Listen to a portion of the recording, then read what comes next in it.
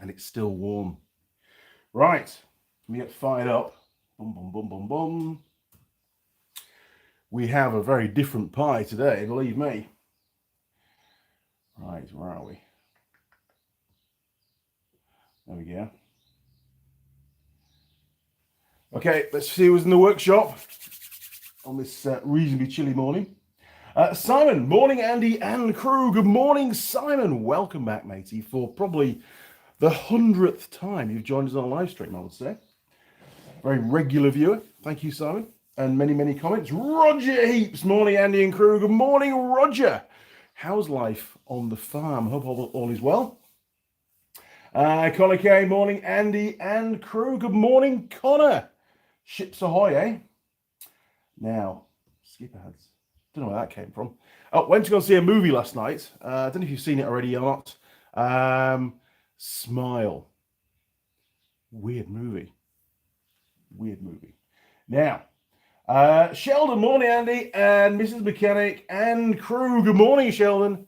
Welcome back, matey. Revelation. Was using the Sheldon the Mill the other day to do the video on the countersink bits. And I wired it up, I plumbed it into one of the new power outlets. So there are 16 amp RCD on there. And as soon as I turned it on, blew the RCD, tripped it. So a little bit concerned. There might be, I'm not looking for warranty, don't worry. There might be something not quite right with the mill. Plumbed it into a standard socket with a normal circuit breaker, not an issue. So I need to do more investigation. It didn't stop me doing what I needed to do. I just used the old socket, you know, but it made me start to think, because it shouldn't be drawing over 16 amps. It really shouldn't. It's not even on startup, I don't think. Don't know. Let's check it out. Put my multimeter on it and try and the scope. Put the scope on there. Couldn't we? That'd be pretty cool. Scott, dude. Many smiles. There you go. You see, good segue to the movie. Yeah, very odd. So anybody, I know we're not here to talk about movies, but we talk about all sorts of stuff. I found it quite disturbing. In fact, it was a bit odd. I mean, I've heard reports of people leaving the cinema, and 2 people did leave the movie halfway through, but I suppose that's normal for most movies. But yeah, a bit weird. Obviously, there's going to be a smile too. There has to be, based on the finish. I'm not going to spoil it for you. Is it? Would I go to the movie? Would I? Yeah, it wasn't a bad movie. Don't get me wrong. It was just weird, really weird. Right, where do we get to? Simon, nice job going in the UK if you want it, Prime Minister. Hey, okay, all right, Prime Minister. Great segue, Simon, and I know Mrs. Mechanic is going to kill me for this. But here in New Zealand, they've got this road to zero thing going on. Now, we had a similar thing at Unitech to do with zero accidents or zero harm at the workplace. And with 27,500 students and staff on campus, they pledged to have no injuries whatsoever, zero for a full 12 months. I mean, what kind of a fool would put their neck on the chopping block with that kind of a target? It wasn't even plausible. There was just no possible way that it was going to happen. Yet they spent so much money promoting it. It was a joke. So, here in New Zealand, on the roads over the last 12 months, 18 months have been slowly deteriorating. And even some of the new roads that they've built, we've got massive collapses, big washouts, where big chunks of the road have been washed away down the valley. One of the roads is the one from Blenheim to Nelson. Because the Kaikoura Road, State Highway 1, was closed because of the earthquake a few years ago, all the trucks and stuff had to go from Blenheim to Nelson, Hammer Springs, and then back down to Christchurch. And it was a very, very long way around. And the road got an absolute hammering. So they started to upgrade it, and they cut off a lot of the real tight corners and smoothed it all out, basically. Spent a shit ton of money. And now some of those smoothie out bits have washed off down the valley. Wasn't very good, was it? Didn't plan on that. So, in a nutshell, New Zealand's like, ooh, there's still too many accidents on the road. Let's slow everybody down. So, popping up all over the place, and State Highway 5 from Taupo to Napier, pretty much most of it now is 80 kilometers an hour. Used to be 100, now it's 80. That was one of the hot spots for road accidents. So they thought, oh, put an 80 on it, that'll solve the problem. And they've now, in recent months, been rolling out this reduced speed limit malarkey all over the country, to the point where trucks now, it's far more expensive to turn freight because it takes trucks longer to get to where they need to go. And police presence is pretty high. They're real keen on the speed limits and stuff. And I was talking to Mrs. Mechanic the other day about this, and she said, well, you know, it's not really good, very good, is it? I said, well, it's not. And what they're trying to do is compensate, yes, sure, for poor roads, but also for poor drivers. You know, there's the skill set out there seems to be a lot less now because cars can do everything for you, literally. The skill set in drivers seems to be diminishing. And I think that's part of the problem. So my hypothesis, I put it to you, and this is only a bit of brainstorming, and I don't mean anything by it. I don't want to offend any particular groups out there. That's not what this channel's about. It's about solving problems, whether it's fixing a motorcycle or something else. So I said to Mrs. Mechanic, I says, look, now there are some really good drivers out there, and there's some really bad drivers out there, and there's some very safe cars, as in traction control and expensive tires and good brakes, and they handle really well. And there's some really crap cars out there which have shit tires on them, don't handle at all, and are really just a death trap. So why not come up with a speed limit that's specific to the car and the driver combination at that point in time? We do it for cars and trailers, right? So all electronically controlled, and we live in an electronic world, and you could maybe have, you know, zone A, you know, a certain stretch of road would then have, let's say, 4 categories of speed limit. Those that are excellent drivers and maybe done an advanced driving test and driven millions of miles without any kind of an accident and a clean license, they get to go faster than the current speed limit. Might have been 100 k's an hour previously. They can go 120. Yes, we get rewarded for having a good car, a safe car, and an excellent driving skill set. Perfect. And then further down, we've got, you know, the average driver with the average car. They get to do what was the original speed limit. And then you've got the, let me say, tourists, for example, that are not very familiar with the road. They're in a hire car, they're not familiar with the car. So they get to drive a bit slower. And of course, then you get the terrible drivers, the ones with track records where they're constantly crashing the car. They're in, you know, we're all paying for their insurance premium. We're paying for, you know, all the policing and the ambulance stuff to deal with the accidents they cause. They get to drive really slowly. And maybe, just maybe, it might put them off having a car altogether and get them off the road. Oh, and one other category, and I am going to target these people, caravan drivers. They get to go, which they do anyway, at a snail's pace. And that way, we shouldn't have any more caravans on the road as well, because I hate caravans. So, hopefully you've got the gist of my sort of way of thinking. If I was Prime Minister of the UK, thank you, Simon, this is something I would definitely roll out within the country. And in all honesty, there's a huge incentive.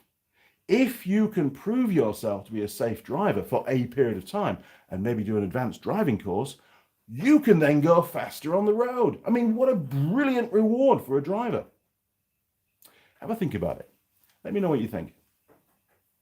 I'm in so much trouble now.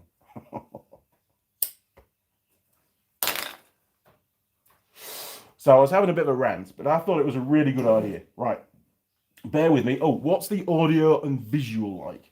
Because I have no idea. It doesn't look too bad at my end, but you never know. Right, scrolling back, and where we get to. Right, Prime Minister. Simon, what type of RCD is it?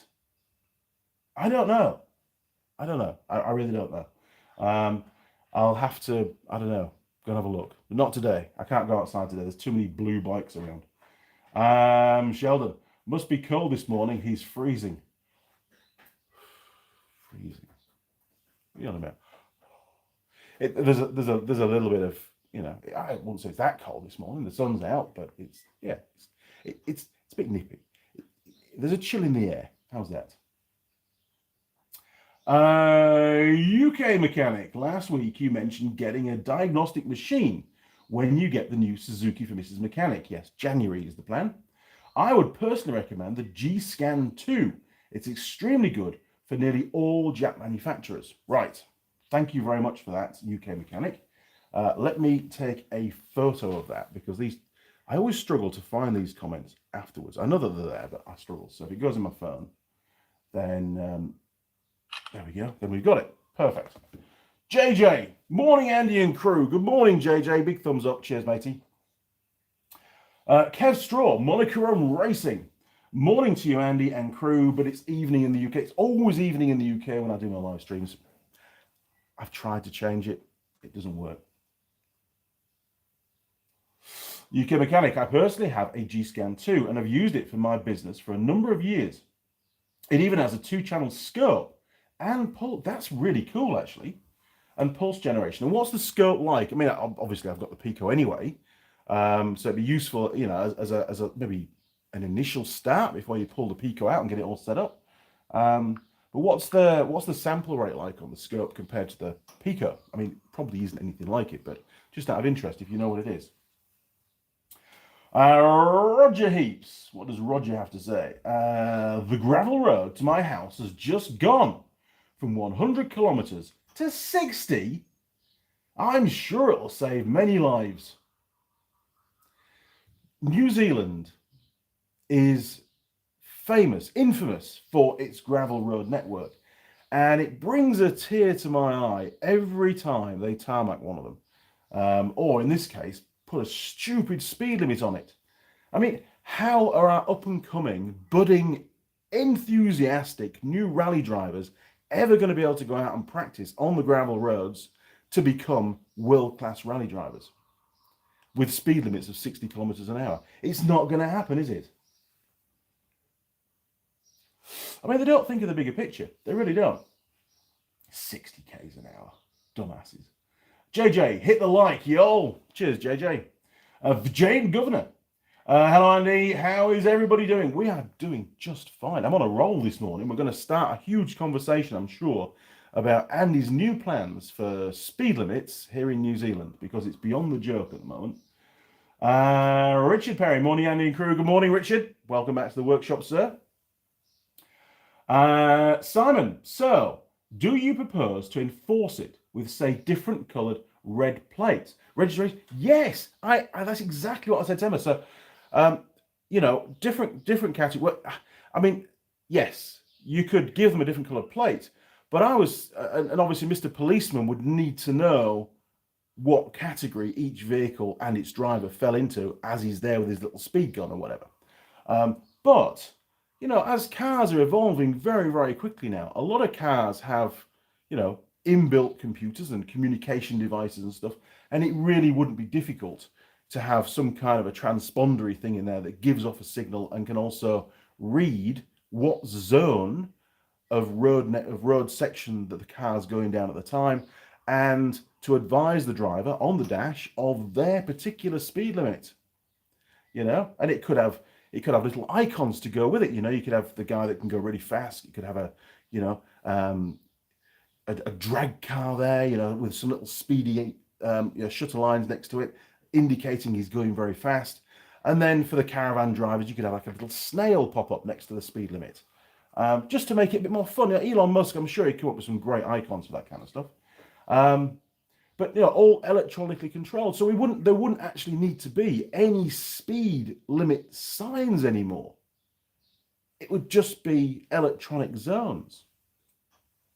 Brilliant, you know. And for all the autonomous cars out there, and there's a few already starting now that drive themselves, you know, they, you know, I suppose would fall within a particular category. If you paid a lot of money and got one that was really good, that didn't usually crash, then that might be able to go a bit faster. And if you bought a really cheap autonomous car that was plagued with problems and had a history of crashing, then obviously that would need to go really slow. There's endless, it's just an unlimited idea. I think it could be applied really, really well. I think it would massively improve the safety on the roads.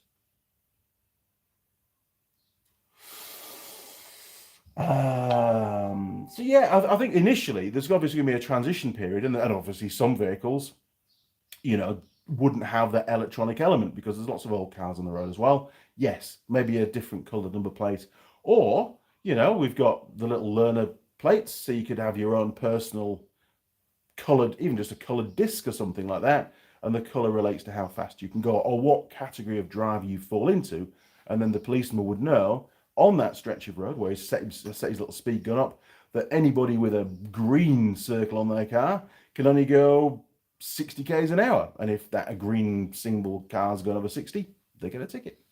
And maybe the more speeding tickets you get, maybe it then pulls down your rating. So if you're a speeder and you're going above your category, then you get hammered even further, possibly to the point where, sorry mate, you just can't drive. Everywhere you go too fast. It's dangerous, especially in that old shit heat. The Giant, down the bottom, sorry, I've got to scroll again. Andy, how do you clean the carbon off the top of pistons? Well, I usually use like a brass wire brush normally, just give them a clean off. You don't want to scour into the piston. I'm sure you could probably use, was it bicarbonate of soda that they use in two-stroke pipes to clean out the oil stuff? But yeah, it's not too hard. Just I wouldn't use a metal wire brush or a stainless steel wire brush because they're a bit harsh, but a brass one should be fine, really. Oh, the screen froze earlier. Oh shit, sorry, Sheldon. Thanks for letting me know though. Sheldon, 120 works for me. 120? Really? On the settings, quality. Is there a 120? Oh, sorry. No, we're talking speed limits now. Yeah, 120. Yeah, I'll go with that. As long as nobody's watching.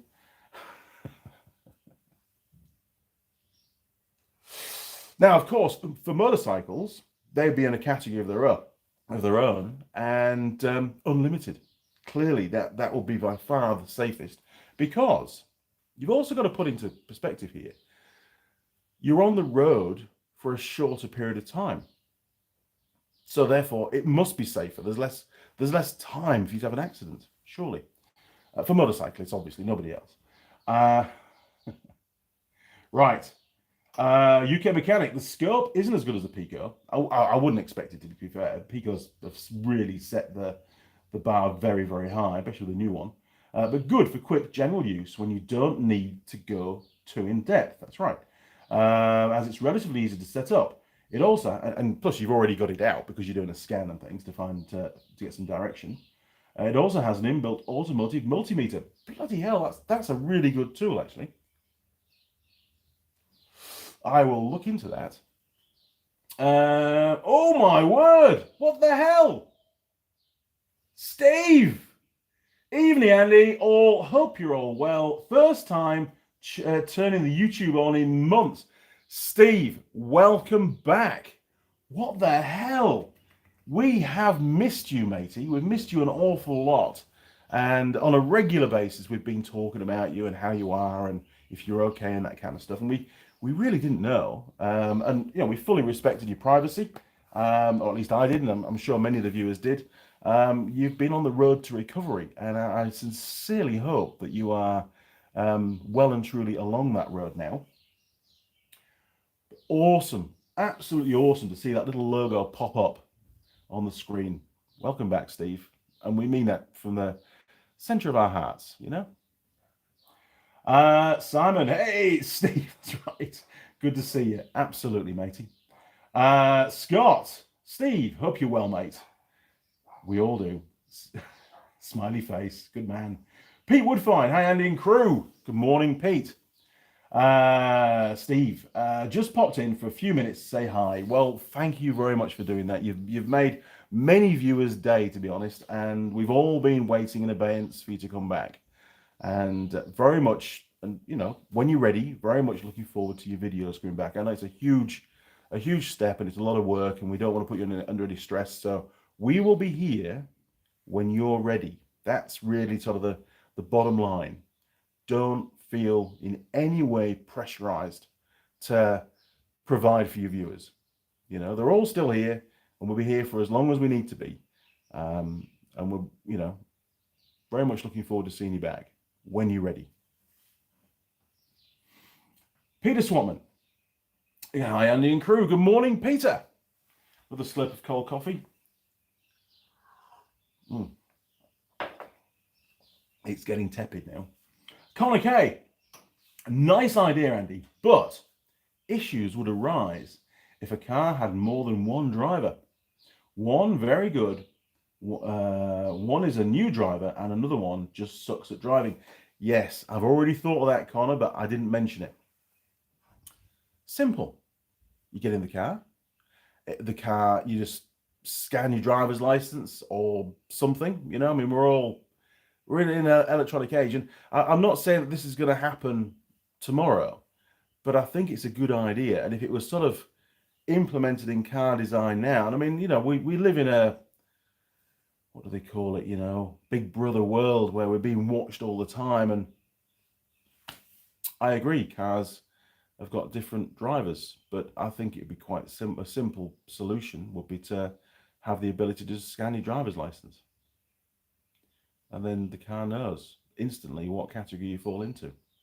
You know, there's many different ways they could do it. You could have I don't know, a code on your phone, whatever. But yeah, sure, somebody could use somebody else's driver's license, but that would be very illegal. And if they did get pulled up, it'd become very clear to the policeman straight away. And then they'd get some more donut money, wouldn't they? But no, very good point. I agree. And there are some really bad drivers out there. I mean, New Zealand roads are in general quite different to UK roads. The tarmac's crap for a start. And we get long periods of dry weather where lots of rubber gets into the road surface. And then we have massive downpours. And then the roads get really, really slippy. So that might be another factor to it all.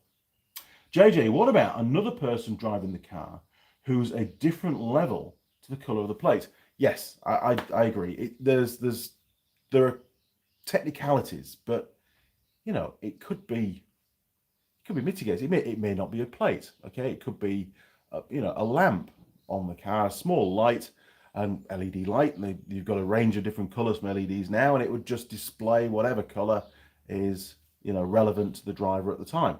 And then that way it would automatically change when you scan your license. Man, I'm full of all the answers. It's great. Good brainstorm.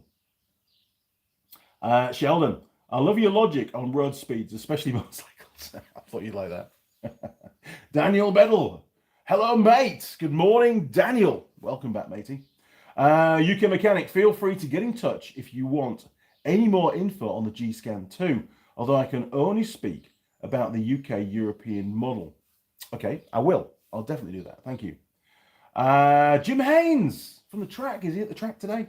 So, have you stopped rating the heartburn level on the pies yet? As I see the Queen of New Zealand is going to charge for belches and farts. Don't know. What? You know more than I haven't watched the news for a while, to be honest. She's doing what? Jacinda is going to start to fine people for farting and for belching. I mean, that's a natural, what do they call it, a reaction, but, you know, it's just a natural thing, isn't it? You can't, you know, if you don't fart, people are going to be walking around the streets and they're just going to spontaneously explode. I mean, surely that's the worst thing. It's going to make a horrible mess on the pavement. And hiccups, you know, hiccups especially. Oh, you don't know about hiccups. Well, they couldn't do hiccups. I mean, that's an involuntary reaction, isn't it? You can't. It's like blinking. You can't control that. Daniel Bedell, I had to log in on my PC to be able to chat on the live stream. Really? That's weird. Not my usual on my phone. That's very weird. I haven't changed any of the settings. Good old YouTube. Virginia Governor, our maximum speed limit on freeways is 120 kilometers an hour. You're a lucky chap. for cars and 80 kilometers an hour for trucks. What is it in your country? Right, well, trucks are limited, this is full-size trucks, are limited to 90 kilometers an hour. Very, very rarely do trucks ever go 90. They go pretty much 100 k's an hour, and the cops just let it go.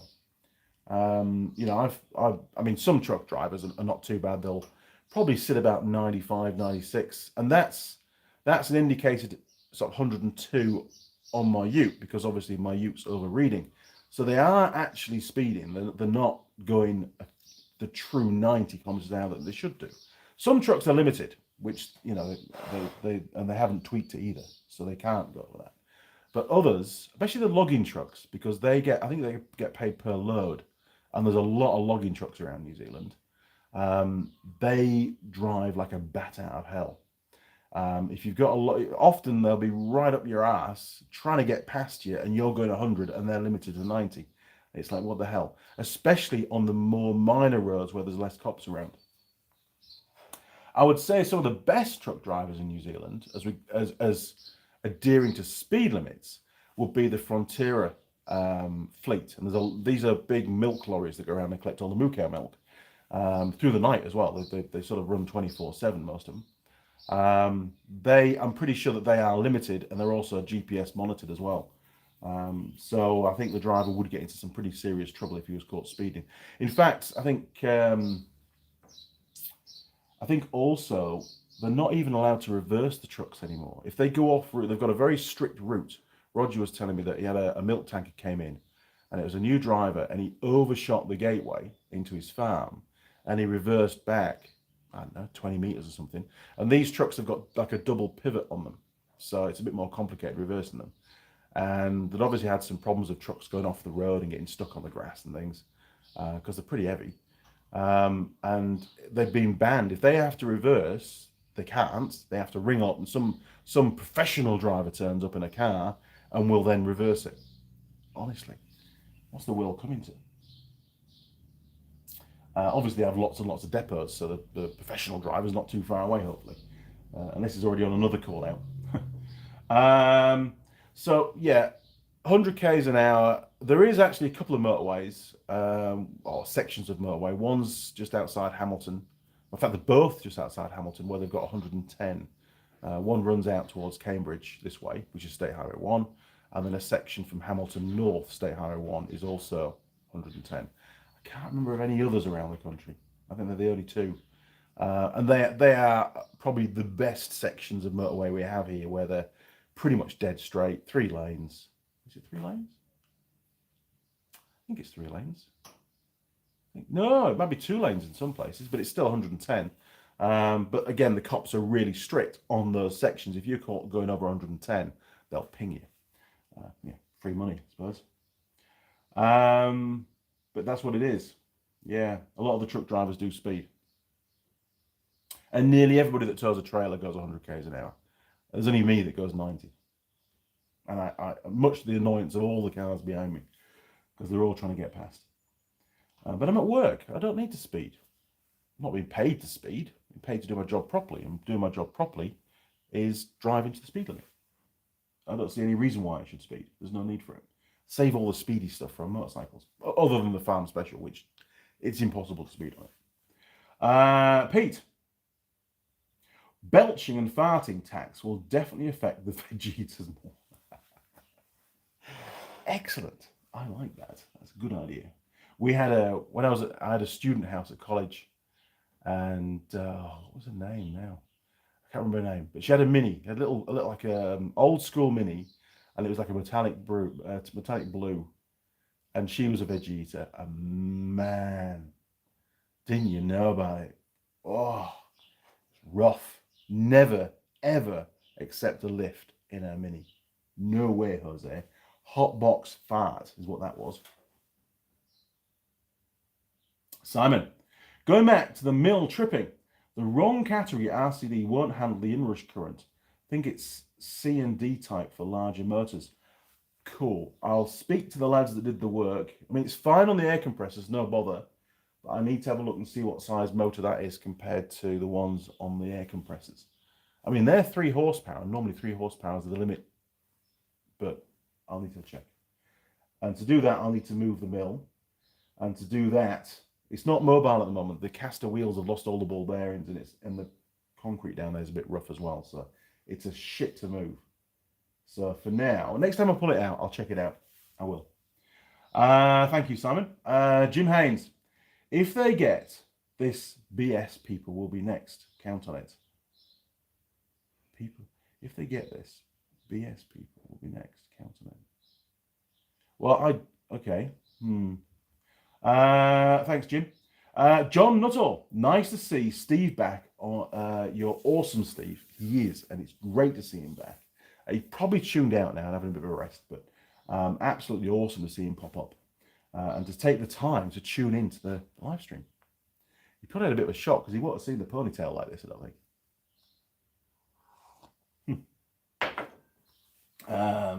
Simon.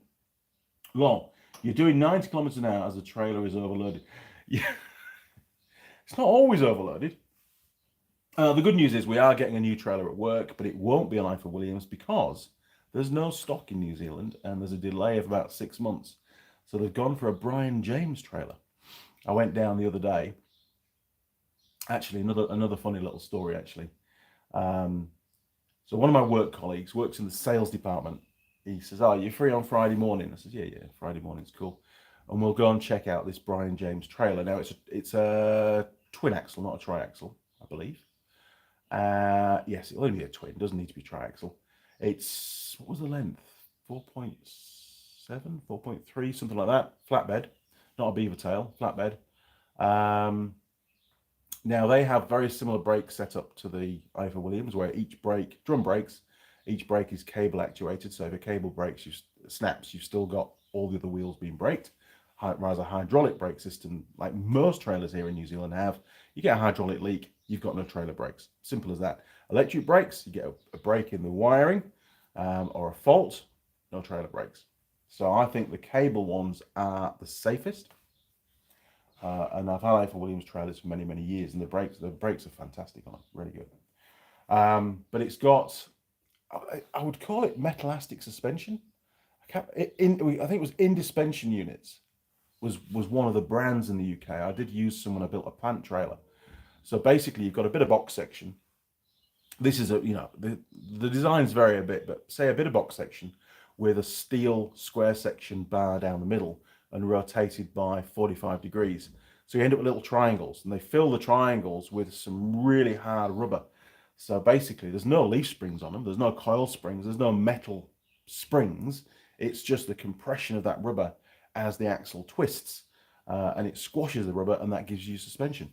So there's really hardly any moving parts. They're pretty damn reliable and very quiet. There's no banging around. I mean, my Ifor Williams, when it's empty, it clatters its way down the road, especially through potholes and bumpy roads and stuff. It's very noisy, whereas that'll be a much quieter trailer. So I'm pretty sure they've placed the order now. It's nowhere near as big as the triaxle that I have. They can only get one ROV on it, so there will still be times where I'll need to use my trailer for work, which will be fine. Don't have a problem with that. Get paid for it. It's good. Now then, where do we get to? Jim, the highest speed limit in the US. What? The highest speed limit it's in the US I have been on is 80 miles an hour. Sorry, I was reading that 80 k's. 80 miles an hour. Yeah, that's about 120 k's, isn't it? 120? No, 120 is 70 miles an hour. So 80, that's pretty good. 80 mile an hour, that's cool. I could go up with that.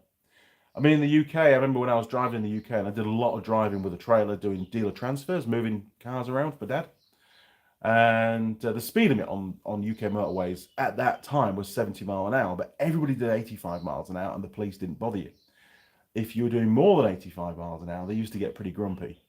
And I could do probably 75 with the trailer, and nobody really bothered me. I might have told you this story before. I can't really remember, but we've got different viewers. So I remember going down with a trailer behind the new double cab, And we're coming back from like Penzance somewhere with this. It was was it a Skoda, a state car on the back or something? It was no, Peugeot estate car, diesel on the trailer, quite heavy. And not this trailer, different car trailer, Dad's car trailer.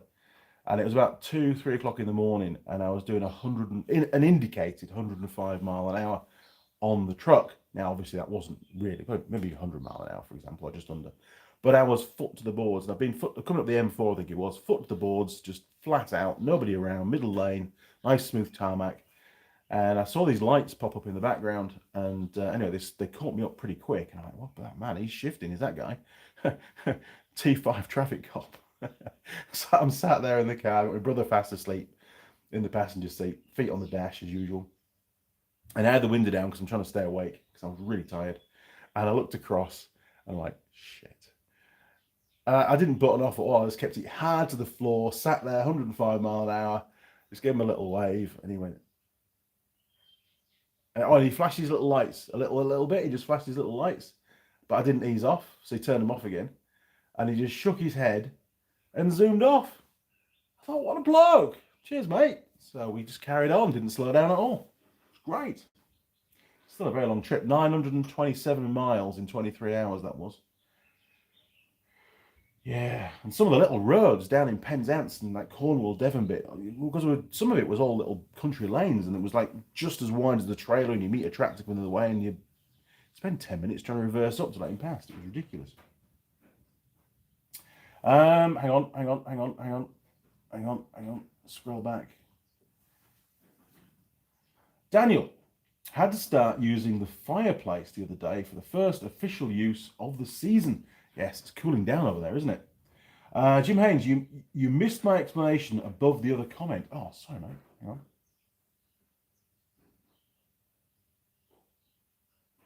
Jim Haynes.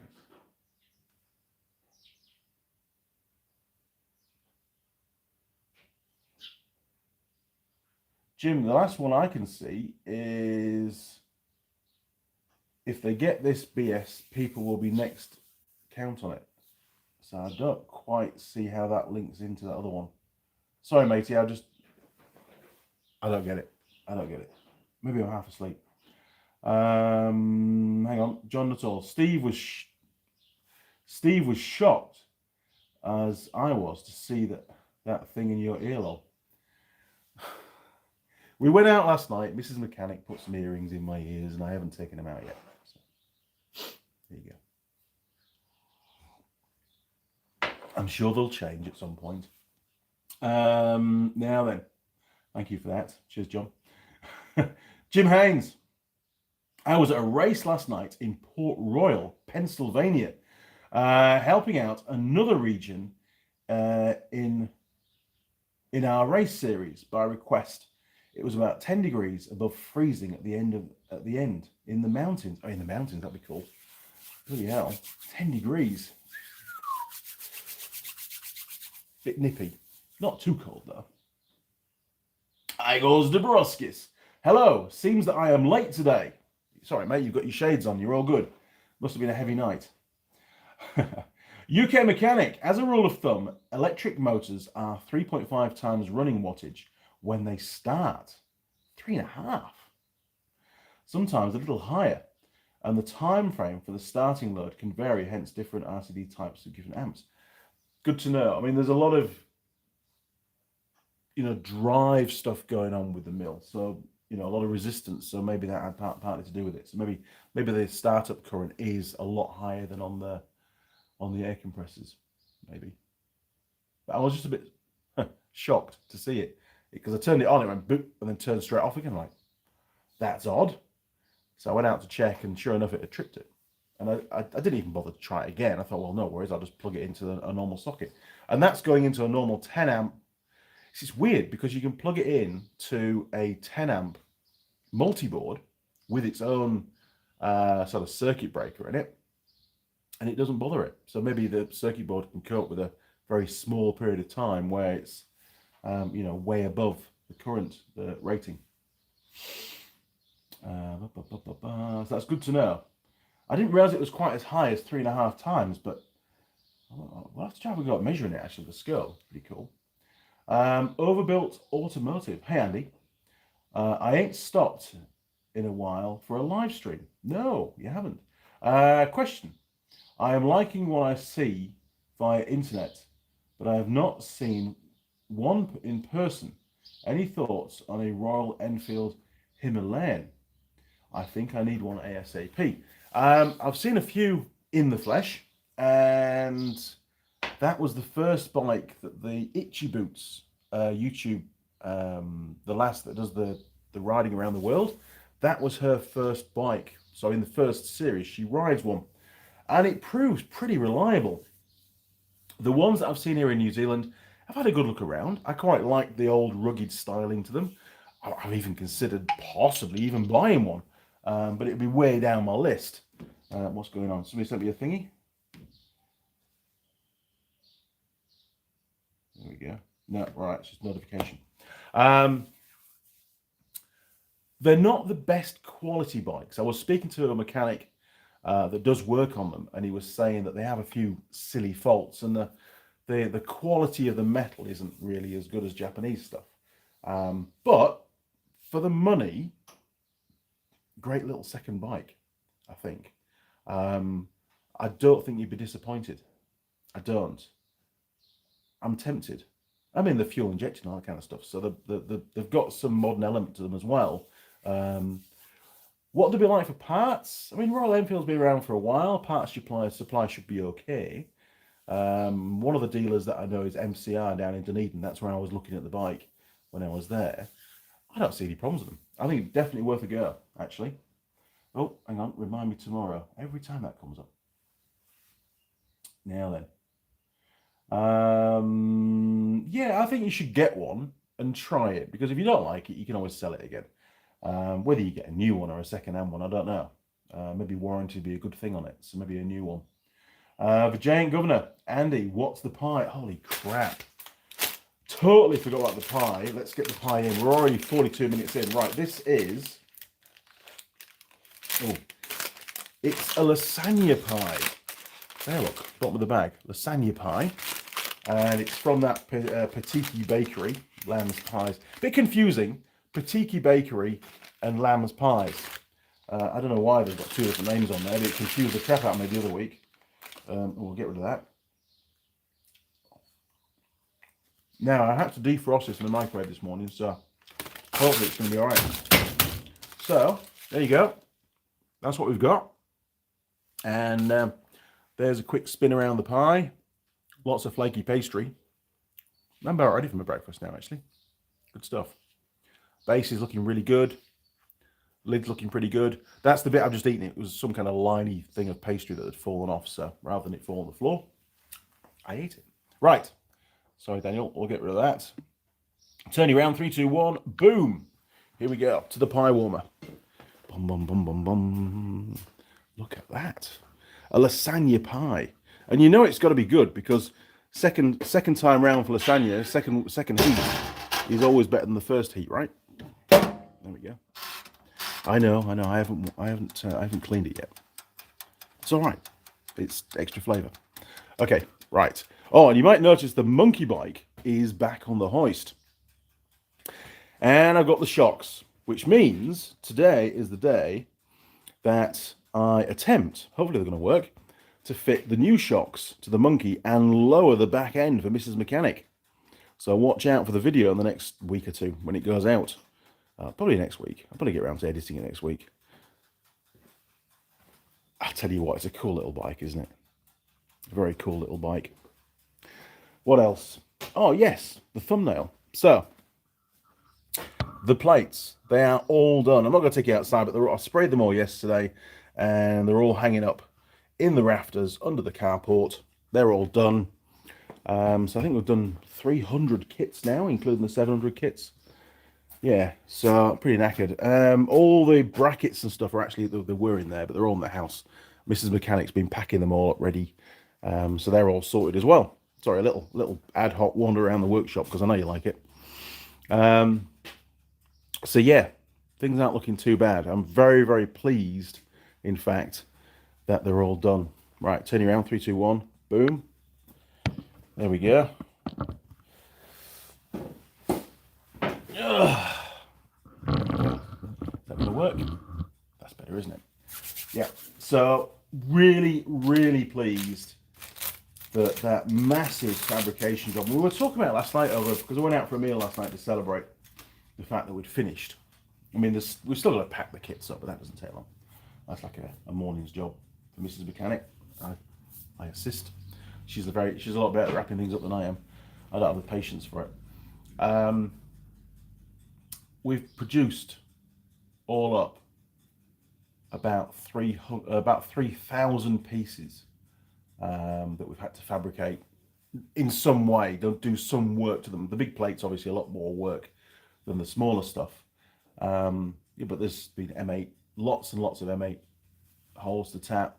And I mean the plates when they arrive, they're not the final drill size holes. We've still got to do the final drilling and then the deburring as well. So it's pretty full on. There's a lot of work involved, and the sandblasting side of it that Mrs. Mechanic does.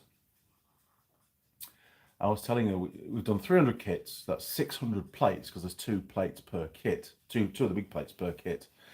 So that's 1,200 sides to sandblast. That's a hell of a lot of work, and she's done all of that, every single one. Unbelievable, really. She's a real trooper. She worked very hard, and but she just complains. She complains that her wrists hurt after like day 4 of being stood in the front of the cabinet sandblasting. I mean, come on, woman, suck it up. No, seriously, it's hard work. It is, and they're not light plates, and you shuffle them around inside the cabinet and rotate them and things, and it's quite strenuous. And I mean, she's only got little wrists, and it's amazing she's done all that. To be honest, done a fantastic job. Very, very impressed. I'm very grateful because I don't have the time for it. Where do we get to? Hang on. Millions and millions of comments. Oh, golly. Right, hang on. Yes, so the Jades, what's the pie? We've done that. Thank you very much for the reminder. Overbuilt Automotive, pardon the bad grammar. All good, mate. Sometimes I find it hard to read stuff, though, when it's bad grammar or typos, or if you get that predictive text thing coming in. That has something to do with it. Oh, cold here in East Tennessee. Yeah, I was speaking to Jim last week, and he was saying it's getting pretty chilly where he is as well. Jim K. And, oh, there he is. Talk of the devil. Overbuilt Automotive in the morning. Anyway, yes. Well, once the sun comes out, things do start to warm up, and it becomes quite... I quite like sort of real fresh mornings, and then when you first get up, there's maybe a bit of frost on the ground, and the sun comes out, and by about 11 o'clock, it's quite pleasant. I like those kind of days. Simon, Jim Haynes, the green BS has gone au far. One of the big UK air shows has been permanently cancelled due to climate change. Really? You're kidding me? That's just ridiculous. Sorry, I'm going to move the camera a bit. There we go. Absolutely mental. Jim K, hello. Good morning, Jim. Welcome back to the workshop, matey. Appreciate your time during the week, those chats, and your assistance to try and solve another problem for me, or for somebody, not directly me, but it's always much appreciated. Overbuilt Automotive, what would you have instead of an old Honda XL 600R? Maybe I got a rough one I could fix. I like the old Honda XLs. We had, for a couple of years, a Honda Dominator, which I believe has got a very similar engine, and it suffered from the cracked head problem. You can't buy new heads for them anymore. You can get them repaired, but they tend not to. Well, from what I've been told, they don't last particularly long, and the symptom seems to be an erratic idle, and that bike had an erratic idle. I did pull the head off. I found the crack, and Ben didn't want to spend any money on it, so we just put it all back together and sold it as it was. Although I did fix the starter motor, and I did ride that bike all around the South Island. I did about 3,500 Ks on it on one bike trip, and thoroughly enjoyed riding it. It was just annoying because when you came to a T-junction, you had to hold the revs up a bit Otherwise, sometimes it would stall, and it didn't have the electric start working at the time. So, then you got to kick-start it. It was a bit of a ball ache, but you quickly learned just to rev its nuts off whenever you were stationary, and everything was fine. And it went pretty well. So what would I have instead of an old Honda XL600? So nowadays,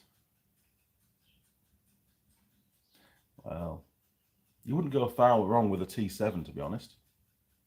They are a really good bike. There's been a lot of work gone into developing those bikes, and they ride me. I did a couple of thousand Ks in Australia when just before they were launched. I managed to borrow one, and great bike. Goes well for a trail bike. It goes really well, and handles well too. But they're a bit of money and they're hard to come by. Overbuilt automotive. I'll buy a used one as I'm handy with a wrench. Oh, sorry, we're talking about the Himalayan. So would you have one? We're missing a word. Would you have one instead of an old Honda XL600? I probably would. To be honest, I think with if you get yourself an old Honda XL600, you're gonna struggle for parts, and it might have that cracked head problem.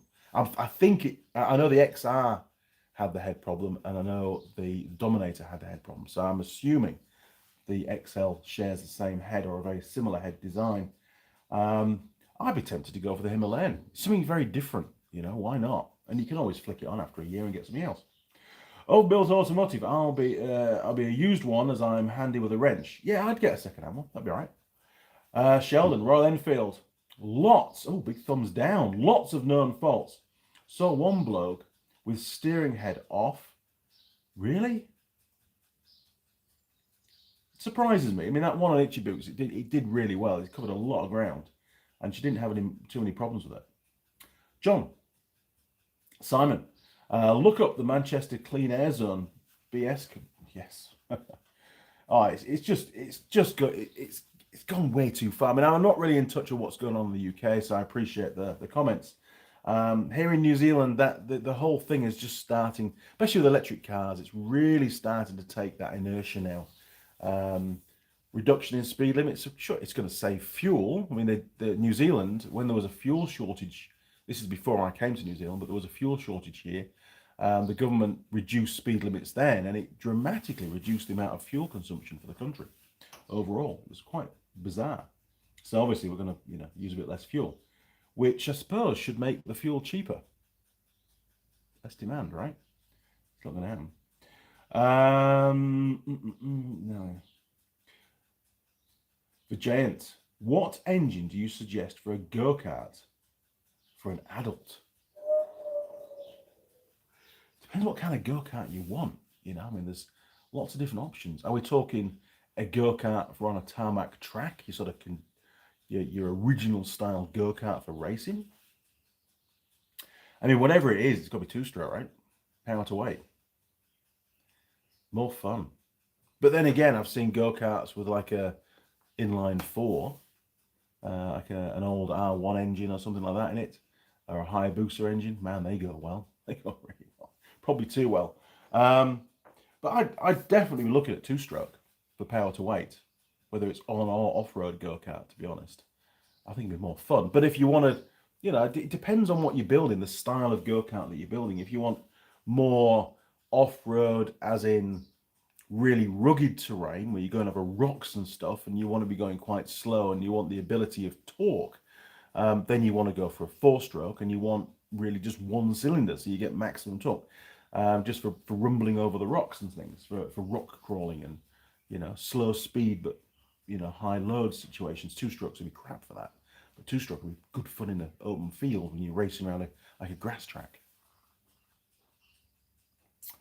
Where do we get to? Daniel, the Japanese do know how to make their swords. They do.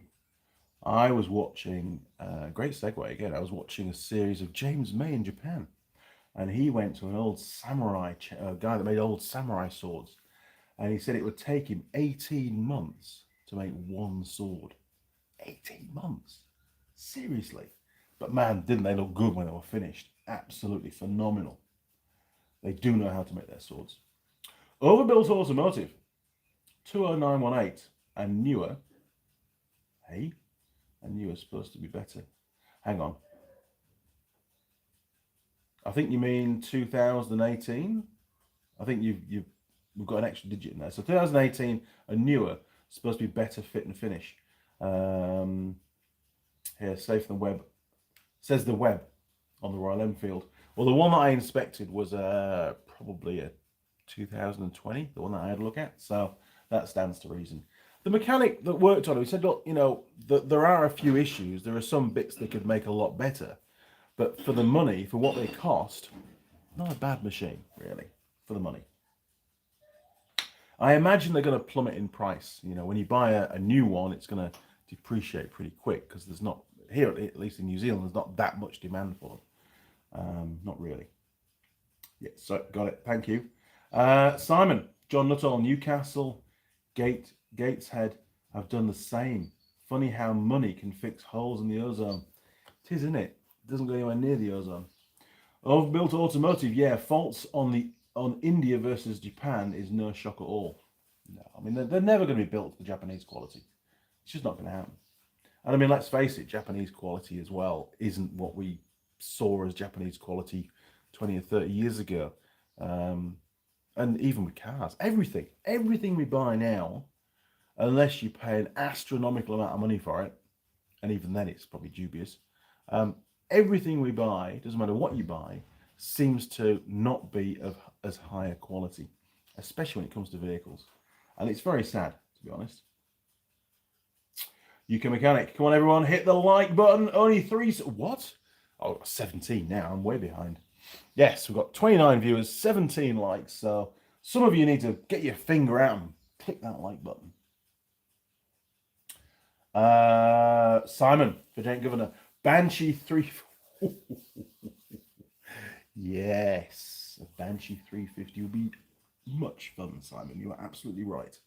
Might be quite an expensive motor to find and to do up there. That's the only thing. There's, especially here in New Zealand, there's not many around. Banshees are pretty hard to come by.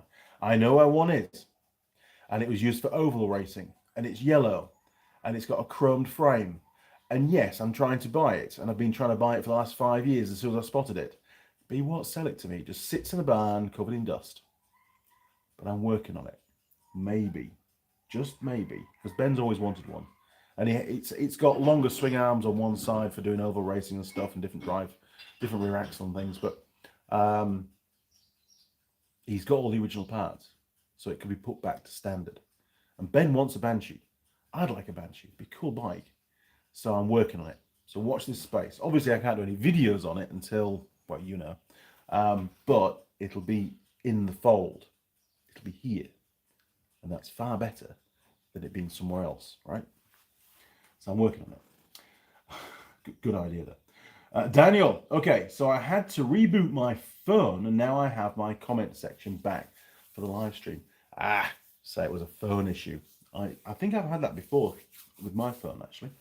John, Simon Roll, it cost £120,000 to put a sticker saying under review over outdated signs. They're idiots, aren't they? They really are. Adam Ward, hi, I'm from South Canterbury. Cheers, boy. South Canterbury, in the South Island. Nice. So that would be what, Ashburton area, around there? Does Canterbury go as far down as Timaru? I don't know. Not very good with the boundaries. But welcome aboard, mate. Welcome to the workshop. Daniel, as the old saying goes, talk about the devil and he shall appear. Too right. Adam Ward, why do Poms always have long hair? I didn't used to have long hair, but I do have long hair now, and I'm very proud of it. Although, to be fair, probably won't last for many more years. It'll probably all fall out. Daniel, why do you think about the active fuel management systems? What do you think about the active fuel management systems in petrol engines? I don't. I have no idea. about the active fuel management systems. I'm assuming that's maybe where it cuts a few cylinders when you're just cruising or on, and of course, when you come off the gas completely, yes, most of the time injectors, the pulse is completely cut. Quite a few bikes do that now as well to try and say beat the emissions, but I suppose it does help with the fuel economy and the fuel consumption figures when they put them out to the market, looks better for the buyer. But no, I haven't really even thought about that, to be honest. So you need to elaborate a bit more. Tell me more about how it works, and then we can talk about it. Because it's not in my remit. We don't get it on bikes. Personally, I don't like them. I don't like anything that is intrusive to how an engine runs when it comes to emissions and stuff. Any kind of emission control on an engine, realistically, is a compromise to its performance, and sometimes even a compromise just to the characteristics of the engine. I remember we used to have little Suzuki Jeeps, and they were carburetor, the ones that we had. And on the 1300s, so the Samurai it was called, or SJ413 was the earlier ones. On the carburetor, it had a little sort of damping diaphragm. So when you came off the throttle, it didn't just snap shut. It was damp, so it slowly closed. And sure, on the road, maybe that's tolerable. You didn't really notice it too much. But when you were driving off-road and going over rocks and stuff, you needed to sometimes drop the engine RPM as quickly as you possibly could for a certain section. Or if you were just about to touch a tire onto a rock, you want the revs to drop right down so you don't hit the rock too quickly. So one of the first things we did was to rip those parts off, and then eventually we went on to Nicky carbs. There was a guy we used to buy those from, and he would set them up and jet them and everything for us, and we'd just bolt them on, and they were mint. The engines used to rev so much quicker, and the RPM would drop so much quicker when you came off the gas. But it didn't used to hang, and a lot of mod engines, they hang just to help with the emissions side of it, to stop unburnt fuel going out the exhaust, killing polar bears. It's not fun though. Overbuilt Automotive 420cc go-kart engine Honda China are good, or an off-road ATV engine off a four-wheeler Polaris 500 is good for that. There's loads of options. I think if you can't get hold of that, maybe a YZ250 engine would be pretty cool. They're very lightweight and pretty powerful. I just like small, compact and powerful. Keep the thing as light as you can. The Giants, thank you, Simon, for sharing, as always. UK Mechanic. Go-kart engine, how about a turbocharged, nitrous-injected Hayabusa? Would be interesting. Somebody put one of those into like a little smart car one year, didn't they? That was horrendous, that little thing. Probably a little bit too much over the top, to be fair. Daniel, I was the number 3 like on this live stream. Thank you, Daniel. Appreciate that. Overbuilt Automotive, I put that Yamaha 350 Banshee, or Ranchi as you call it, back stock myself. Good luck, mate, getting it. I know. It's the guy that owns it has made me a promise that if he ever does sell it, he will ask me first if I want to buy it, which of course the answer will be yes. So, and I have a good rapport with the chap, so I'm pretty confident at some point in time, and I'll just keep chipping away. Every time I go down, I'll just mention it, just to keep the embers burning away in the background. We will get there, I'm sure, because he knows it'll come to a good home and it'll get restored and looked after and used as well. Jim, Mr. Haynes, Daniel Beddle, those engines that deactivate valve trains and turn off cylinders have to have perfect oil changes or the valve train will have problems for sure. They're just overcomplicating stuff, aren't they? And it compromises reliability. You're implementing potentially more components. You're making the vehicle far more demanding on accurate maintenance, which obviously ends up being cost, probably more expensive to service. Sure, they're bound to be more expensive to fix when they go wrong, more likely to go wrong because there's more components and there's more systems on the car. It's just compound effect, isn't it? Just nothing but a nightmare. I was watching a video recently that Ivan did on valve lift, wasn't it, on one of the cars, where it basically doesn't fully open the valve, and the little solenoid that controlled oil pressure, which controlled the valve lift, whether it was low or high, the little solenoid had failed, and it wasn't sealing properly on the ball bearing, and it was causing it to have a misfire count. But he fixed it. Top bloke. He fixed it, as always. But older cars don't have all that crap, so it can't fail, right? You know, the more components you have, like NASA say, the more components you have, the more likely of failure. It's quite simple. Hang on. I've got to go back. Simon, looks like a new earring. There you go, look. How's that? I'm not sure. Overbuilt Automotive. If I was using a motorcycle engine on an off-road car to get a V-twin or something with torque, Honda Gullwing, that's a big heavy engine. Maybe on a cross-cart build, is my thinking. But I am nuts, I say. Yeah, I don't know. I don't want to. If I was building a go-kart, which I will be at some point,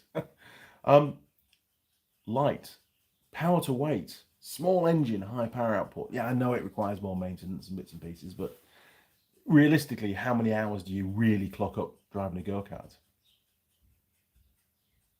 I think that Banshee engine would sound phenomenal. Two-stroke twin. Yes. And I mean, you could go fuel injected. You know, you could make it super reliable, because you can get fuel injection kits for those now. Jim Haynes, fuel injector cut on deceleration is to keep emissions low after throttle shuts off quickly. Same as those dash pots to keep idle high.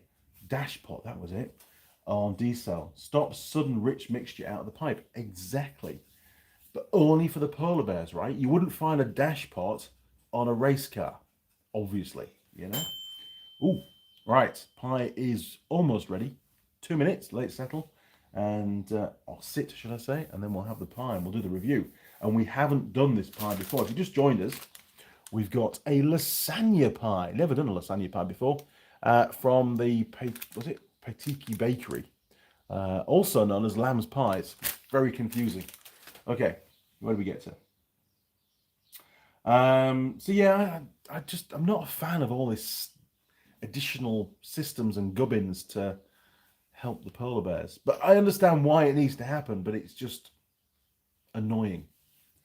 You know, keep it simple. Why is it 250? Heck yes, man. 4 pluses. I have an engine. I have a brand new YZ 250 engine sat in a cupboard. I wanted to put it on Jared's go-kart.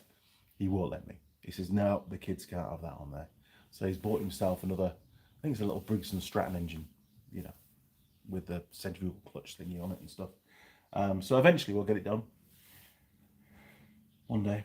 Simon, turbo Hayabusa engine in a go-kart sounds like it will be a hedge abuser. Set a path for the first hedge it sees. I think you're right. There's you know, power's only useful if you can get it down on the ground and you've got handling to cope with it. And I think you'd really struggle with a go-kart with something like that in it. I think somebody'd be in trouble. Overbuilt Automotive, start-stop engines in cars, trucks are just dumb. I, again, don't like that kind of stuff. Wears things out. Igor Zdavoskis, you are wiser. Maybe you might know. Where can you get parts that are out of production? Well, yes. I need intake boots for my 93 Katana, but looks like they do not sell them anymore. Simon is probably the best person to ask. Maybe if you can't source them, I don't know whereabouts you are actually. I've forgotten where you live. But you might be able to pick some up on eBay. You know, maybe in the States, there might be some new old stock kicking around. Maybe there's an aftermarket boys now that produce, you know, those parts for the bike. But Simon may well know. I haven't worked on one of those. I don't know. But it's going to be painful finding them. You know, you got to put the time in, get on the net, and just keep searching until you find some. There will be some out there. There has to be. But no, of course, you know, Suzuki won't supply them. No chance. Jim, what I posted above was the New Zealand leader wants to charge stroke tax farmers per animal for emission. Oh, it's not humans. Right. That's why they had the tractor thingy in Auckland. Yes, that was a pain. That was on Thursday. And I was driving over Harbour Bridge, and there were many, many policemen around. And there was a guy driving his ROV. It was a Honda Pioneer. And he was there in his little wellies and his flat cap, no seatbelt on, driving over the main road, the most main road there is here in New Zealand, State Highway 1, over Harbour Bridge, happy as Larry, in his little ROV, covered in mud, no indicators, no number plate, and the police did nothing about it. Nothing. You know? Come on, people. What the hell? If my ute had run out of warrant, they'd have been sure as hell pulling me up about it. But then there's a guy driving essentially a farm vehicle that has no right to be on the road whatsoever, for many, many reasons, and they just turn a blind eye. I'd have pulled him up. I'd have thrown the book at the chap, to be honest. You know? Anyway, I'm not a cop. If I was a cop, I'd be a bloody... They'd hate me. Drivers would absolutely hate me if I was a cop. But I'm not a cop. There's a very good reason why I'm not a cop. It's on the wrong side of the line. Anyway. Oh, Honda Hornets. That might be all right. They go pretty well. Good idea, John. Overbuilt Automotive. I got a 1986 Yamaha IT200 for my 13th birthday. I love that bike. I hope to find another one. They're getting quite sought after now, those things, aren't they? Good bikes. Very expensive, though, now. Overbuilt Automotive. Simple air-cooled two-stroke. Nice, fat seat. Modern suspension. Air-cooled two-stroke. Might be a bit of a problem because the engine's normally behind your seat.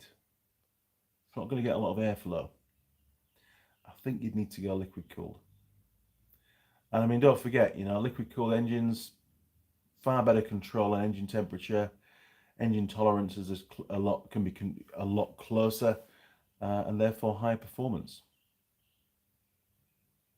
I'd have a radiator. I understand air-cooled, less parts, more reliable.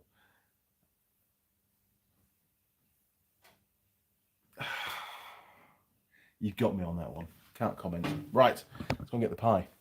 Turn you around. 3, 2, 1. Boom. Right. Where's my lasagna pie? Looking forward to this.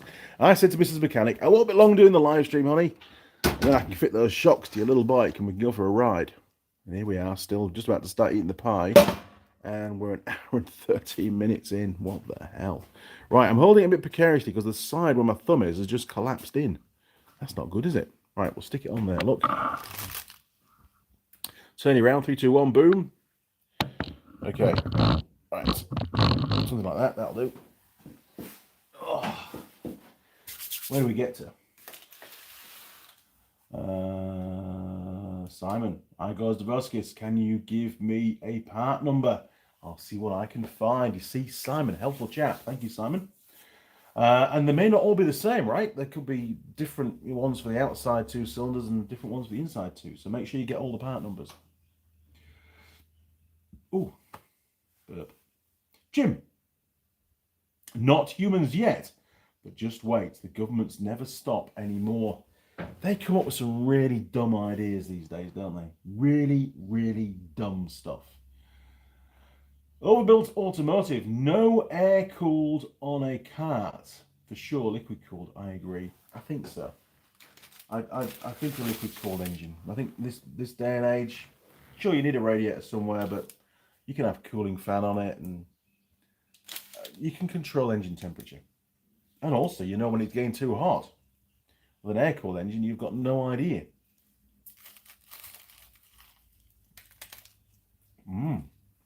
couldn't wait. Here we go. So the world's tallest lid on this pie. It is very, very soft in the middle. Look at that. So we'll be super careful. So this is a lasagna pie. Never had one. First bite tastes wonderful.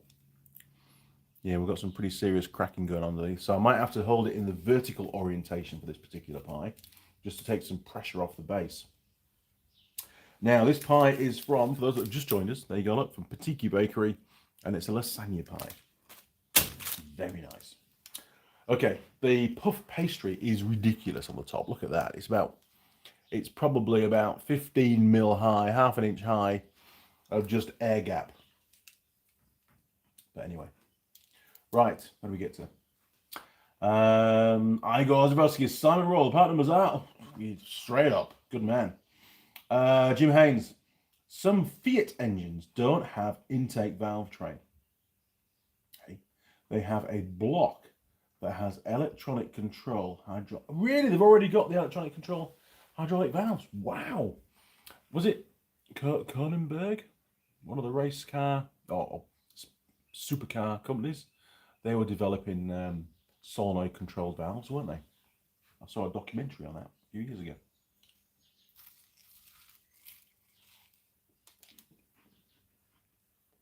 Very hot. It's very, very, very hot. Holy crap. Okay, so we need to do some scores, obviously. So, like an idiot, because we did the pork pie last week, I now don't have any scores for logistics and so on. So, because obviously this is from the same bakery, so they might vary a little bit, but I think we should be about right. So, taste, stroke, flavour of the contents. This is not the pastry. It tastes really good, actually. I do like double cooked lasagna. It always tastes better the second, when you reheat it. And of course, this will have been cooked in the bakery as a pie, and then we've just reheated it in the microwave, in the pie warmer. So, as a result, it is double cooked lasagna, which is brilliant. It's also as hot as the sun, so be careful.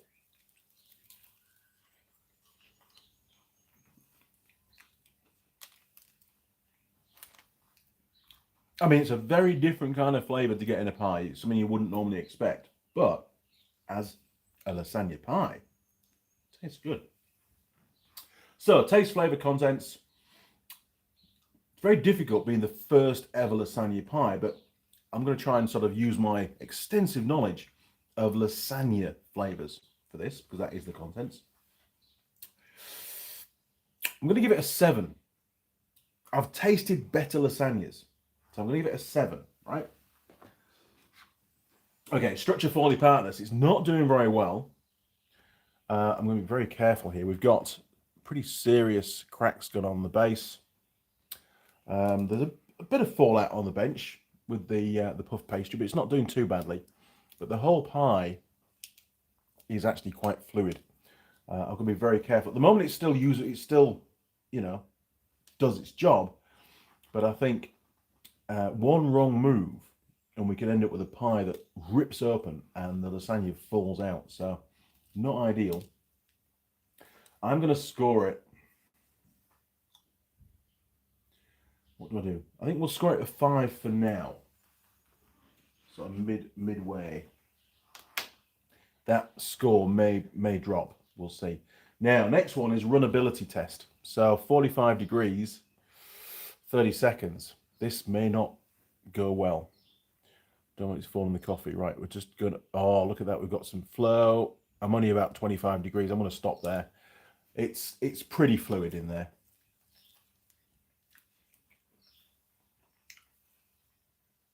And it has cooled quite quickly. That bit wasn't massively hot. So it sort of failed the runnability. If we put it straight to 45, we'd have lost a big chunk of the lasagna out of there. So it's not horrendous at the moment.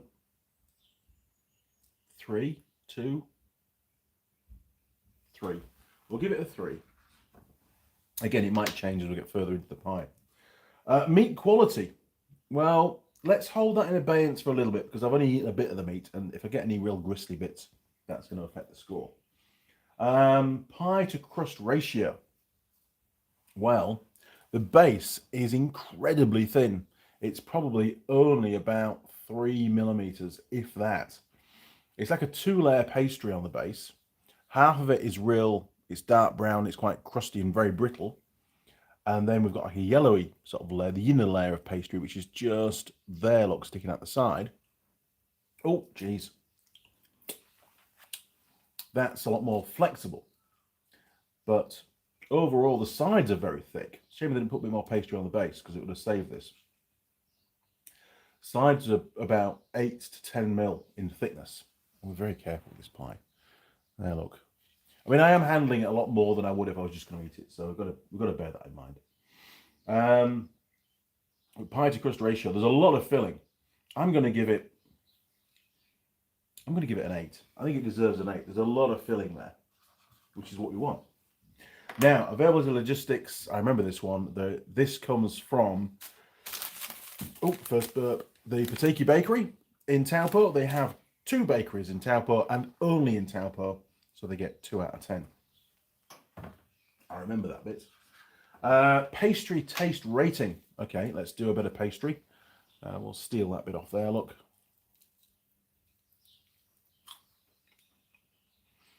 And what I'm checking for is any weird kind of aftertastes, like the pastry's real soggy and nasty. That was okay. Let's try a bit of the puff pastry.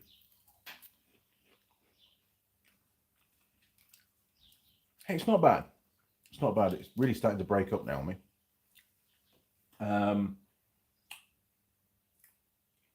No weird aftertastes, although a bit burnt, actually.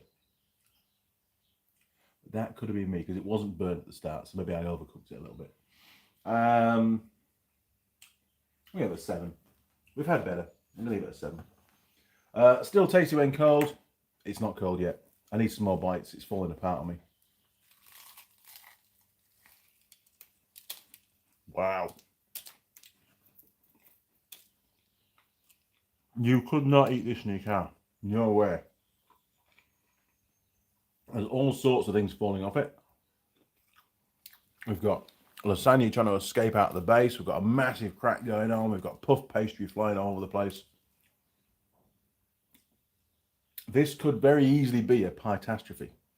We're right on the brink at the moment, and it's only because of my very experienced, pie management skills that it's staying together.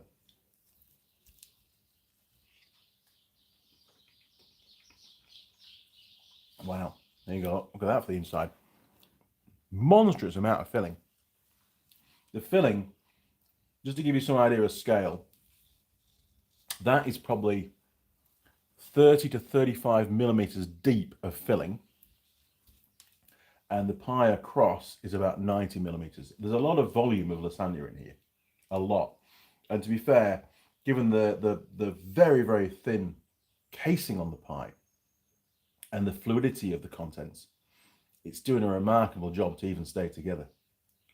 The gods are on our side today. Right, we're halfway. All that. But it's still touch and go. It's very, very, geez, it's just falling apart. The pastry is delaminating. You see around here, look, we've lost all the thick, well, not thick, so the hard outer pastry. And now all we've got all the way around here is that real soft inner layer, which is not, it's food tight, it's not allowing leakage, but it's pretty flexible. So when you bite into the pie, it compresses and it all oozes out. Wow. Look, I cleaned the bench this morning. Okay, where do we get to the comments? Scroll back a bit. Igor Zdebowski, Simon, I need 2 of each, but found just that 2 of the inners exist in some online selling platforms. Well, at least you can get 2 So you're halfway there. CMS is showing stock of the first one. Is it the first one? Yeah. Jim Haynes, you can get electric head temperature gauges, stroke temp sensors for air-cooled go-karts that mount on the steering wheel. I didn't know that. That's pretty cool. So you probably there must be maybe what do you tap into the head and it just threads in or what into one of the, I don't know, the main part of the head, I suppose. That's pretty cool though, because you do need to know your engine temp, because air-cooled engines, they can get pretty damn hot. I got Roskis. Simon, yes, I saw them too, just have not ordered yet, but the others are not. I think you mean available. Daniel, since you use your live streams to eat pies, don't think you'll mind me using your live stream as a dinner and TV time. Get the joke, TV dinner. Funny guy. Jeez.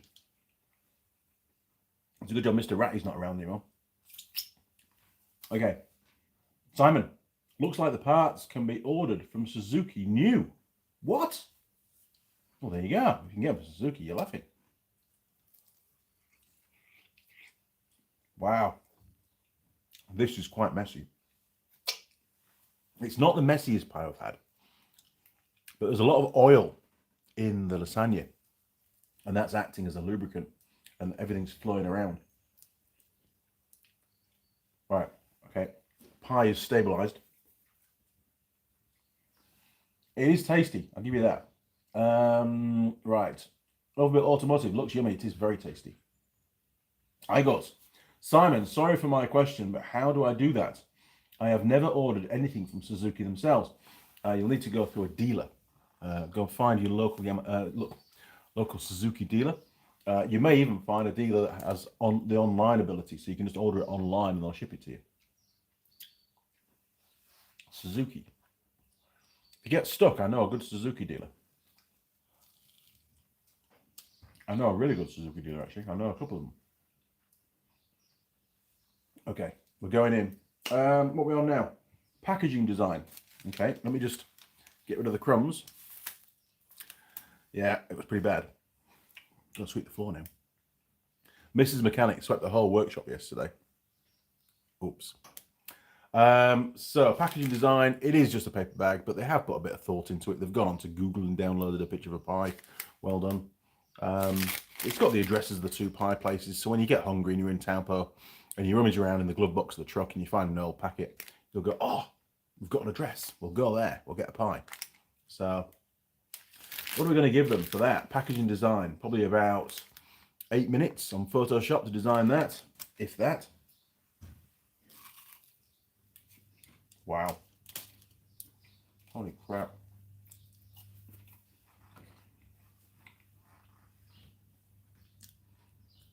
It hasn't got a window. It is just a printed paper bag, so there's not that much thought going into it. We don't need to overread this one. I can't remember what we gave them last time. I think it's probably about 5. We'll give them a 5. Oh, hang on. Wrong one. Jeez, packaging at 5. There we are. Recyclable score. It is recyclable, but they don't tell us it is. So then you get 9 out of 10. Stuffability score. Well, meat quality. Let's do that one now because most of it's gone. Meat quality is pretty good. I've not had any gristle at all. I think it's okay. It's not awesome. I'm going to give him an 8. I think that's being generous, to be fair. I think an 8. Pie servo attractiveness. She was going to get an 8, wasn't she? But she wasn't very nice. She wasn't very welcoming, but she looked great from memory. So she gets a 6. I believe that's what she gets. And Mrs. Mechanic rated that one. Okay, I'm going to go on now. I'm going to crack on with this one. Jeez, I need to rotate the pie.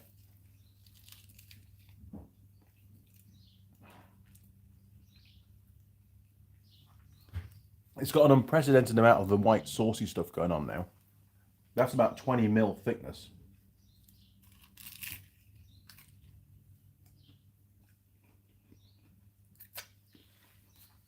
This is a messy pie. Not the most messy pie in the world, but it's pretty, it requires a lot of concentration. Okay. Wow. We're down to pretty much the last bit now. It's just too big for a mouthful. Wow. Okay.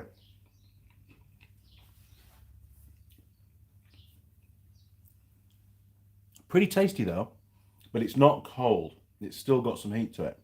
And now I know lasagna tastes great cold. I like it a lot. You can find a bit of lasagna in the fridge and you can eat it cold. It doesn't bother me at all.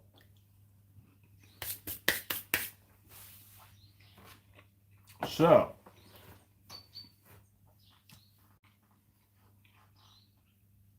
sorry. Why are you still watching, really? Stuffability score. That was very filling. I don't want anything else to eat. That's it. Job done. That will last me for a fair few hours.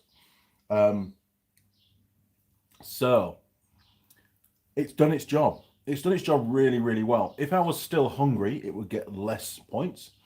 If I was overstuffed and it starts to affect my productivity in the workshop, then again, it loses points. That was probably, with all the grease and stuff in it, because it was quite oily, was probably a little bit too much for this time in the morning. It is going to slow me down. In the same way that often if you have 2 bacon sandwiches, you tend to work a bit slower for a while. 1 bacon sandwich, perfect. If you have 2, you're a bit greedy, or there's a lot of bacon in your bacon sandwich, then it tends to slow you down. So I'm going to knock a point off. I'm going to give it a 9. I think it lost a little bit, but I am full. Now, post heartburn, I've had 1 burp so far, and that's it. So it gets a 9 for that. Nope, an 8. That was the second one. Jeez, I might get taxed for that now. Funny. 1, 2, 3, 4, 5, 6, 7, 8, 9, 10, 11. Oh, 1 more to do. Still tasty when cold. Well, lasagna, in my book, at least, and this is from my perspective, is tasty when it's cold. So, and I think that would have been okay. I mean, sure, the pastry would be the downside because the pastry was a bit greasy, and greasy cold pastry is not good in my book. I'll give it an 8. I'll give it an 8. I think it'll be okay. Right, we've got some scores to add up. Man, this bench is filthy. Okay, let's do some sums. Turn you around. 3, 2, 1. Boom. Okay, that was a weird pie review, to be honest. Didn't seem to flow as well, but as normal.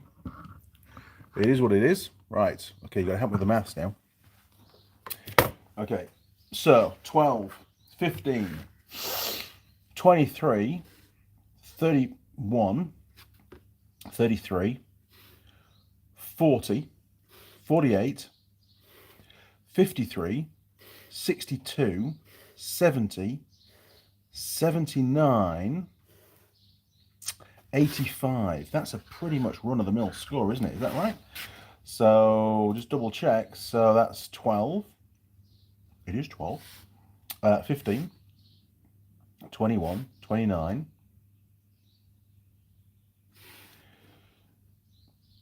31. Have I gone wrong here? Hang on, let me start again. Jeez.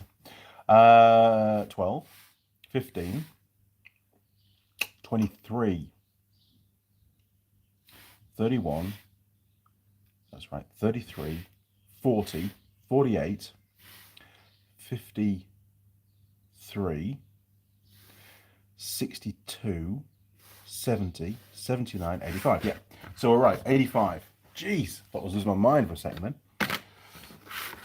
Okay, so we've got, this time round, it is a Patiki bakery.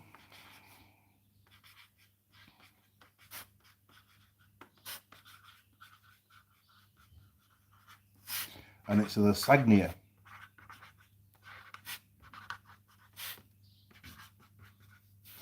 And it got 85.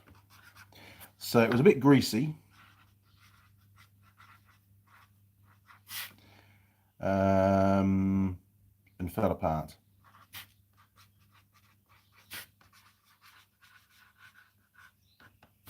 Other than that, it was fine. Okay, let's go and see where this ends up on the leaderboard. Right, off we go. Was I impressed? Not that impressed. It was all right. Filled the gap. Tasted okay. Right, 85, 85, 85. Oh, my word. Oh, we're over here, look. Right, Lily, you hang on to that for a second. Let's make a space. So, it's on the side of the cabinet where I wouldn't have another one. That was one of your questions, wasn't it, I think? Would you get another one, Andy? I don't think I would, actually. No. Done it now. I'm sure that there are other lasagna pies out there that are a lot more tasty, but look at the shrapnel. Look at this. That's just a little bit on the bench. Look at on the floor. Mrs. Mechanic is going to have a field day. I've just swept your floor. I can hear it coming. Right, bear with me. Get the camera set up.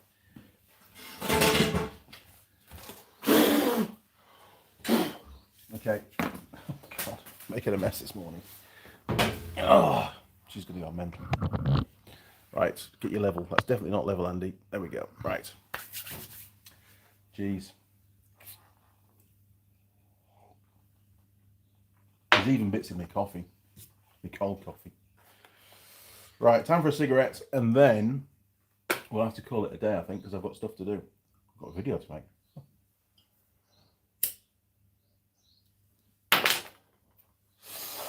Okay, where do we get to? Bum, bum, bum. See, I really like lasagna, but could have been better. I mean, and that was double cooked, so it should have been phenomenal, and it wasn't phenomenal. It was okay. 85. Yeah. Right, hang on. Bear with us. I've got to scroll back because you guys have been busy while I've been chopping my pie. Right. Igors. Okay, thanks. We'll do it. That was the parts. So fingers crossed, Igors, you get what you need. I'm pretty sure with Simon's help, you'll be able to find them all. Jim. They were originally made for 2 strokes to keep temperature monitored for fuel mixture by riders as needed. It's a great idea. Why wouldn't you have one? Overbuilt automotive. I've seen temp sensor that goes under the spark plug. Just a sensor affixed to a metal ring. Look on eBay. Modern technology, very useful. Daniel, diced up Italian sausage in spaghetti and garlic bread with carrots. Yeah, that sounds far better than what that pie was. Overbuilt automotive. If it's sold on eBay for a tenner, you'll know it's good Chinesian crap. Yeah, you really want to try and get original, genuine ones if you can, in all honesty. The aftermarket stuff, unless it's a reputable brand, they tend to either not fit very well or lose their shape or go too hard and brittle too quickly. You know, genuine is usually the best to go for. Unless you know somebody that's used that brand before and can swear by them, to be honest. Thank you for that. Daniel Bedell. I will be surprised if I get a score of 80. I will be surprised if it gets a score of 84 or above, lol. Yeah, well, it only got 85. And I mean, where were the high scores? I mean, it got 9 out of 10, only because the paper bag was recyclable. That's our bit for the polar bear. Stuffability score, you got 9. That's still a pretty high score. Still tasty when cold, 8. And I based that on the fact that lasagna is tasty when it's cold, to me at least. So it could easily, and if I'd had one more burp, it'd have been down to the 84. So you weren't far off the mark there. Simon, have you ever had a lasagna cheese toasty? Very good comfort food. I haven't, actually. Mrs. Mechanic hasn't made lasagna for quite some time. She has to make one. Good. Daniel, I agree. Lasagna does taste good when it's cold as well. Thank you, Daniel. I'm not the only one. But then again, so does pizza. Pizza tastes great when it's cold, doesn't it? I eat lots of cold pizza. John Nuttall, normally for breakfast. John Nuttall, news on the Triumph gearbox. There isn't any. Alan is still trying to source the various pullers that we need to pull the primary drive apart, the chain and the two sprocket bits. One's the generator and one's the clutch. I just haven't had the time at all to even get back to the bike. So, and he's been away on holiday as well. So everything sort of came to a bit of a halt, waiting for these tools, because I want to do the job properly, and I sure as hell don't want to break anything. One thing I did notice when I was pushing the bike around off the ramp, because I had to use the ramp for something else, the hoist, is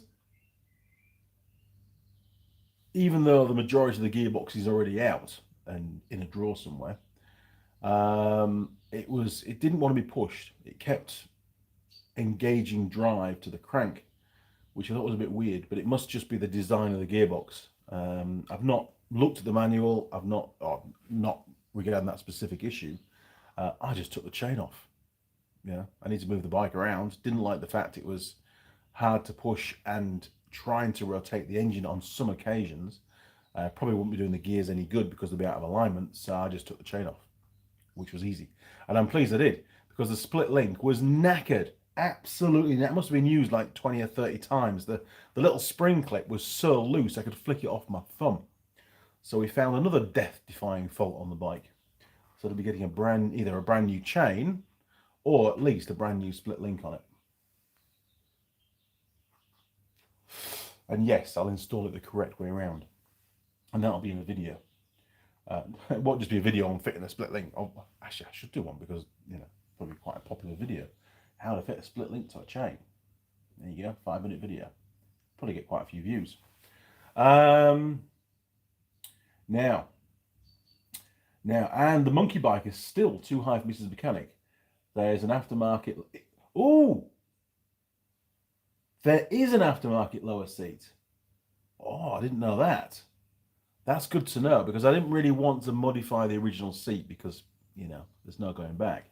But if I can get an aftermarket lower seat for it, that could be even better. But we've got the shocks. They're going to go on this morning. There'll be a video on that. We'll get Mrs. Mechanic on the bike. We'll see how she is on the bike, and if it needs to be lowered anymore, then yes, we'll go after the seat, because that bike, she's got a long way to go on that bike, and it needs to be right for her. Thank you for that, John. Jim Haynes, Overbuilt Automotive. These types are very common for temp sensor mounts. Around the spark plug. Overbuilt Automotive. Okay, big smiley face, winky wink. Daniel Beddle, I pretty much called it. You did. Said 84, and the actual score you gave it was 85. Mate, you must have known. And it's pretty hard to call the score, really, because there's 13 different categories that you've got to take into account. And if it had just been a little bit more structurally integral, it'd have scored more. It was just, that was the worst part about it, really. That and maybe the grease. But I mean, with lasagna, you get grease. You've got a greaseless lasagna is not going to taste very nice, is it? So. But I think the grease certainly compromised the pastry a little bit, and certainly made the contents a lot more fluid. So it failed the runnability test, hands down. Now, Dennis Ball, that's a new name. Morning, Dennis. Welcome to the workshop, sir. Hey, Andy. What's up, mates? Any bike projects coming up in the workshop? Well, yeah, we've got the Bonnie, which is outside at the moment. The Triumph Bonneville, what is it, 1974 and a half or something, that one? Can't remember now. So that's got a gearbox fault at the moment. We've done 2 videos on that so far, and we're just waiting for some pullers to turn up so we can strip down the primary drive. Other than that, any more projects? We've got all sorts of bikes kicking around that are on the list of projects to do. We've got some modifications to do to this new monkey bike in preparation for a trip, which is going to be I reckon it's going to be March next year, maybe early February. Probably March next year, which will be Mrs. Mechanic riding the bike. It may not be that bike. We've still got another possibility in the wings, which means a bit of sponsorship. If that comes off, then it'll be a different brand. But at the moment, we're going to focus on the monkey. That's what I have planned to do the trip. And it'll be, the support vehicle will be a brand new Suzuki Jimny. So that'll be good. I'll be able to do a review on the Suzuki Jimny at the same time.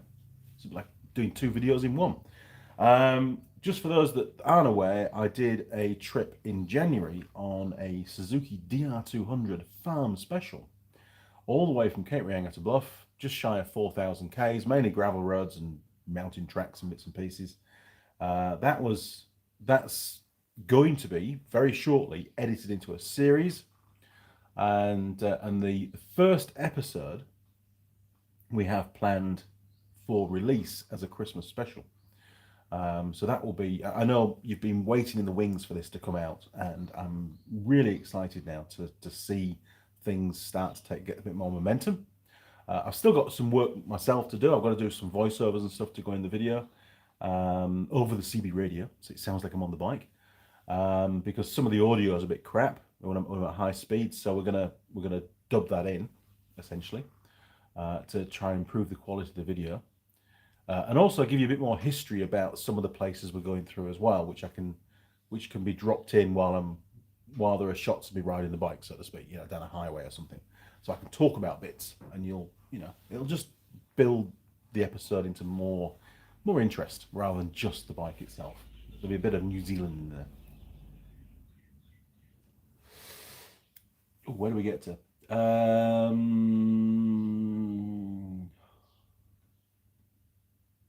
So hopefully, Dennis, that's answered your question.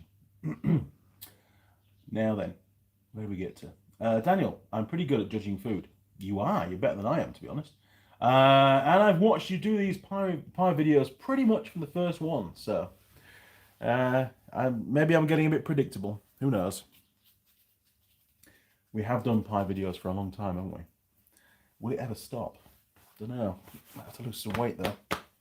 Might have to cut down on the pies during the week, I think.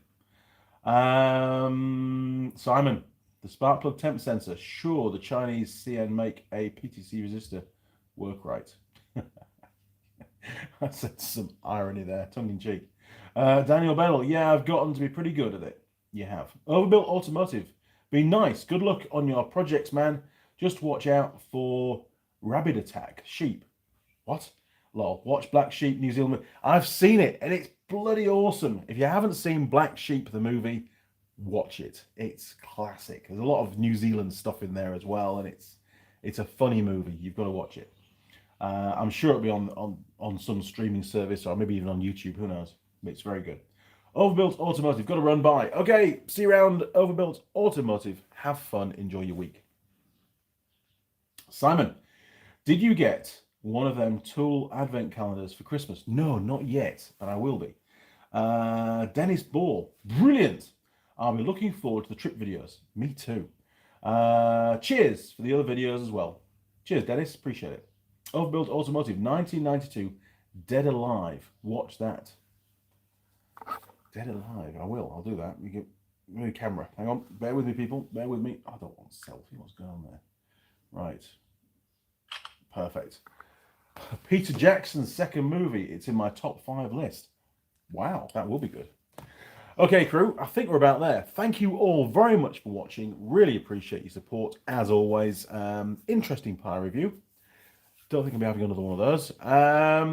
Until next Sunday, 8:30 a.m. Until then, take care, work hard, bring in the money. I'll see you next time. Cheers, crew. Over and out.